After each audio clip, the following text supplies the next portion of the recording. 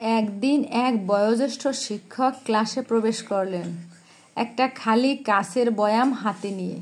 তিনি চুপচাপ বয়ামটি টেবিলে রাখলেন এবং ব্যাগ থেকে কিছু বড় বড় পাথরখণ্ড বের করে বয়ামটি ভর্তি করলেন। তারপর ছাত্রদের দিকে তাকিয়ে জিজ্ঞেস করলেন, তোমরা বলো তো, বয়ামটি কি এখন পূর্ণ?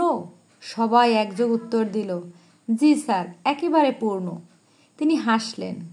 তারপর ব্যাগ থেকে কিছু ছোট ছোট নুড়ি বের করে বয়ামে ঢাললেন। নুড়িগুলো পাথরগুলোর ফাঁকে ফাঁকে জায়গা খুঁজে নিয়ে বসে গেল। এবার প্রশ্ন, এবার বলো, এখন কি পূর্ণ? ছাত্ররা কিছুটা দ্বিধায় বলল, জি স্যার, এখন পরিপূর্ণ পূর্ণ।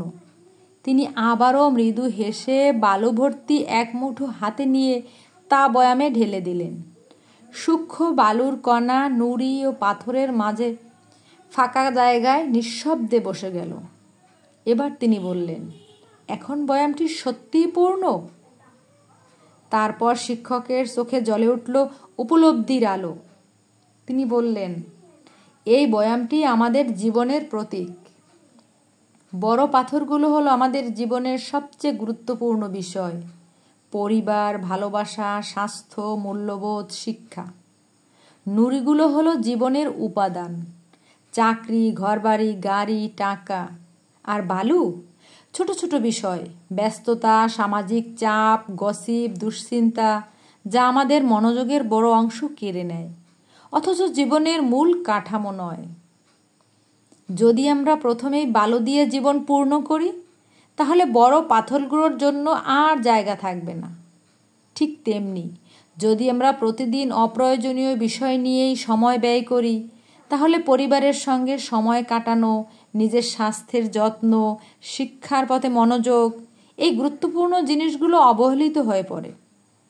তখন এক ছাত্র দাঁড়িয়ে বলল, স্যার, আপনি যদি এর মধ্যে পানি ঢালেন তাহলেও তো ঢুকবে। শিক্ষক হেসে একটি কাপ থেকে কফি বয়ামের মধ্যে ঢেলে দিলেন। পানি বা কফি সব শেষে ঢুকেই যায়। তাহলে এই কফি কি বোঝায়? তিনি বললেন, কফি হলো জীবনের আনন্দ, বন্ধুত্ব, শান্তিময় মুহূর্ত। এক কাপ কফির মতো ছোট্ট কিছু, যা আমাদের জীবনকে মানে এনে দেয় উষ্ণতা, আনন্দ। শিক্ষা পেলাম কি আমরা, সেটাই একটু বলি। আমরা যতই ব্যস্ত থাকি, যতই দায়িত্বে ডুবে থাকি, জীবনের আসল বিষয়গুলো আগে বুঝে নিতে হবে। প্রথমে বড় পাথরগুলো, যেমন পরিবার, স্বাস্থ্য, শিক্ষা। তারপর প্রয়োজনীয় নুড়ি, যেমন কাজ, উপার্জন।